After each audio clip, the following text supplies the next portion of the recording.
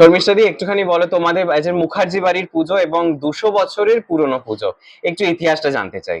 আমাদের এটা পৈতৃক পুজো।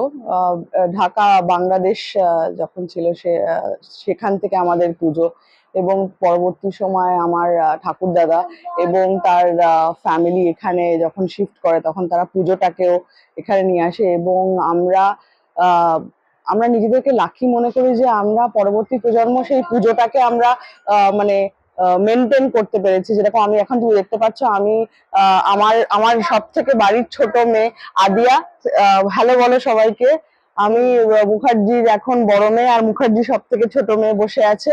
তো আমার একটা যৌথ পরিবার, এবং এই উৎসবটা আমরা প্রতি বছর খুব অপেক্ষা করে থাকি সারা বছর। মানে যেদিন বিসর্জন হয় আমরা যেন তার পরদিন থেকেই আমরা এটার প্রস্তুতি পর্ব শুরু হয়ে যায়। তো আমরা একসাথে ভাই বোন কাকা কাকি জেঠি মা বাবা দাদা সবাই মিলে খুব হই হুল্লোড়, এই পুজোর 5টা দিন আমরা খুব হই হুল্লোড় করি। হয়তো কার্যক্ষেত্রে অনেকেই শহরের বাইরে থাকে।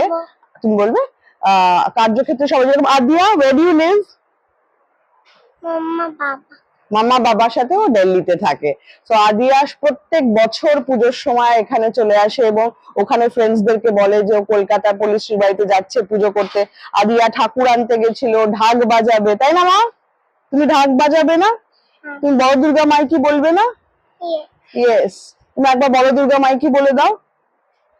বলে দাও। আমার বাবার সাথে বলি।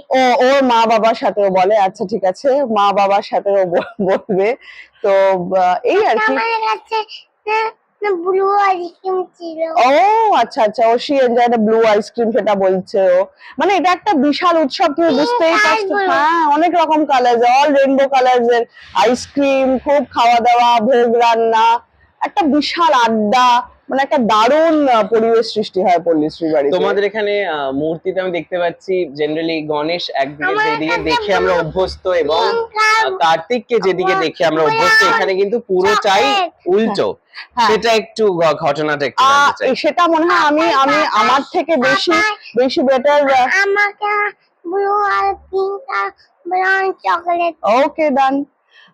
সেটা আমাদের আমি ঠিক এক্সাক্ট কারণটা জানি না, কিন্তু এমনি আমাদের এটা মানে আগে থেকেই এটা হয়ে এসেছে যে গণেশ এবং কার্তিকের পজিশনটা আমাদের বাড়িতে উল্টো। আমার মনে হয় অনেক বনেদি পরিবারে এই প্রথাটা আছে, কিন্তু ঠিক সঠিক কি কারণে এটা সেটা ঠিক আমার জানা নেই। তবে আমাদের এটা ক্যাটাগরিক্যালি এটা আমরা মেনটেন করি যে এটাই হয়ে আসছে। আদিয়া খুব এনজয় করেছে, তো Adiya is very sleepy now, right Adiya? আচ্ছা, একটু বলো যে পুজোর রীতিনীতির ক্ষেত্রে কোনো আলাদা কি রকম কি থাকে তোমাদের, ভোগের ক্ষেত্রে কি থাকে? ভোগের ক্ষেত্রে আমাদের যেটা থাকে, নবমীতে মাছ হয়, মাছ ভোগ হয়। আর বাকি দিনগুলো আমাদের পঞ্চমী ঘট বসে যাওয়ার পর থেকেই আমাদের ভোগ শুরু হয়ে যায় বাড়িতে।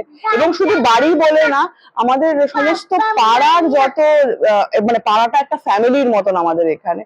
প্রত্যেকে এখানে এসে ভোগ রান্না করা, ভোগ খাওয়া, 5টা দিন একটা দারুণ আনন্দের পরিবেশ থাকে।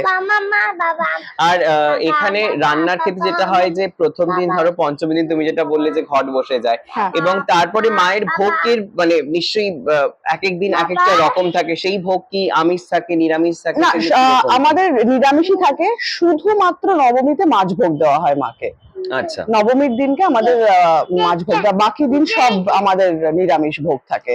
আর দশমীতে মা কি খেয়ে রওনা দেন? মা খুব ইন্টারেস্টিং, মা দশমীর দিনকে পান্তা ভাত খেয়ে রওনা হয় শাপলা দিয়ে। বলে যে উনি নাকি যখন, হ্যাঁ, শীতল পান্তা বলে যেটাকে, বলে নাকি উনি নাকি মহাদেব যখন জিজ্ঞেস করে যে খুব আনন্দ করেছো বাপের বাড়িতে, তখন বলে যে না, আমি তো সেরকম কিছু খাইনি, আমি তো পান্তা ভাত খেয়ে ফেরত এলাম। এবং একটা স্পেশাল জিনিস আছে আমাদের বাড়িতে, সেটা হচ্ছে যে আমাদের যখন ঘট বিসর্জন হয় তারপরে শান্তির জল দেওয়া হয়, এবং যে পুজোর যে সামগ্রী সেইগুলো নিয়ে প্রত্যেকের মাথায় ছোঁয়ানো হয়। একটা স্পেশাল জিনিস আমি দেখে এসেছি যে সবাইকে একটা বড় ধামাতে মুড়ি মাখা হয় ঘি এবং চিনি দিয়ে, এবং সবাইকে ওই ঘি আর চিনি মুড়িটা প্রত্যেককে একটু একটু করে প্রসাদের মতন করে দেয়। ওটা একটা আমি অন্য কোনো জায়গায় দেখিনি, ওটা আমি দেখেছি আমাদের বাড়িতে। এটা দশমীর দিনকে এই নিয়মটা আছে, ঠিক ঘট বিসর্জনের পরেই এটা হয়। আচ্ছা, আর নীলকণ্ঠ পাখি ওড়ানোর একটা রীতিনীতি থাকে, সেটা আমরা সেটা জানি। আমাদের নেই, আমাদের সেটা নেই। তোমাদের আর কোনো রিচুয়াল এরকম? যেরকম আমাদের যাত্রা, হ্যাঁ যাত্রা একটা হয়, যত যা যা জিনিস এই 4 দিন মায়ের পুজোতে যা যা জিনিস ব্যবহার হয়েছে, সেই নিদ্রা কুম্ভ থেকে আরম্ভ করে বরণ ডালা যা যা ব্যবহার আছে, সেটার একটা যাত্রা হয়। সেটা আমাদের খুব তুমি দেখলে খুব ইন্টারেস্টিং একটা ব্যাপার। সমস্ত জিনিসগুলো নিয়ে প্রত্যেকের মাথায় ঠেকানো হয়। এবং আরেকটা জিনিস আছে যে পুঁটি মাছ, যে ছোট ছোট পুঁটি মাছ কে সাজানো হয়। এবং পুঁটি মাছ, ধরো আমার বাড়িতে যারা মহিলারা আছে তারা প্রত্যেকে, কেউ কারো স্বামীর জন্য, কেউ সন্তানের জন্য, কেউ পরিবারের জন্য, তারা পুঁটি মাছকে পুজো করে। এটা দশমীর দিনকে পুঁটি মাছকে পুজো করে, দই দেয়, ধান দুব্য দেয় এবং আরতি করে। এটাও একটা আমাদের নিজেদের পল্লীশ্রী বাড়িতে এটা আমি দেখে এসেছি যে এটা একটা, এই পুঁটি মাছ বরণটা হয় দশমীর দিনকে। আচ্ছা।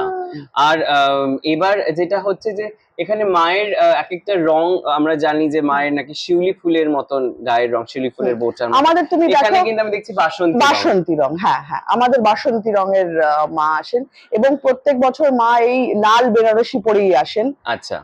মা অষ্টমী, এখনো তো অস্ত্র পরানো হয়নি, সেগুলো সব সাজসজ্জা গুলো বাকি রয়েছে।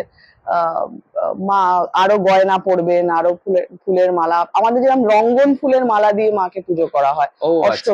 অষ্টমীর দিনকে। এটা কি স্পেশাল কোনো হ্যাঁ, ডে হ্যাঁ, ওয়াইজ মালা? হ্যাঁ, অষ্টমীর দিনকে যেরকম রঙ্গন ফুলের মালাটা দেওয়া হবেই হবে। আচ্ছা।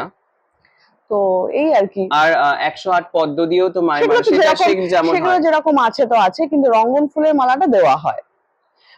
এরকম অনেকেই বলে যে মায়ের আবির্ভাব হলে পরে আমরা বুঝতে পারি, মা অনেক সময় খান, খাওয়াটা তার প্রেজেন্স আমরা বুঝতে পারি। এরকম তোমরা মুখার্জি বাড়ির এরকম কেউ বুঝতে পারে মায়ের প্রেজেন্স?